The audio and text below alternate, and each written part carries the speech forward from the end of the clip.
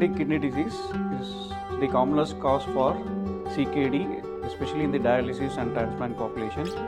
And the incidence of CKD is on the rise. According to the 2016 data, around 17% of Indian population will have suffering from CKD.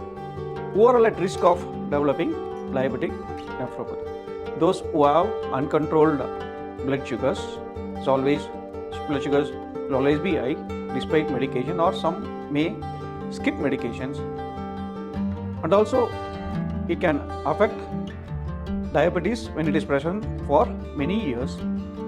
Any patient who has a family history of diabetes with diabetic nephropathy, and there is also in some cases genetic predisposition to develop diabetic kidney disease.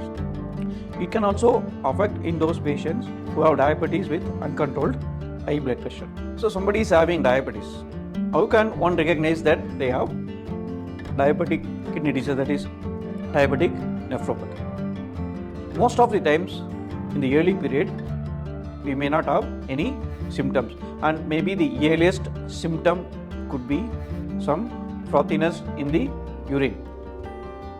When you have a doubt about the frothiness of the urine, you can do a simple urine test called microalbuminuria test or urine protein creatinine ratio.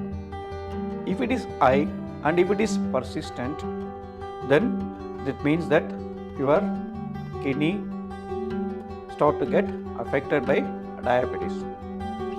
As the disease progresses, if you don't recognize early and address the microalbuminuria, it can progress, and in the later part of the time, patient may develop swelling around the eyelids, swelling of the legs. Some may develop loss of appetite, this is poor food intake. Some may have decreased sleep, and if the kidney problem advances further, they may develop breathing problems, right? And sometimes very high blood pressure, and end up with end-stage kidney disease. With a simple blood and urine test, we can understand that whether we have any kidney problems due to diabetes, and if it is there, it is better to address at the earliest.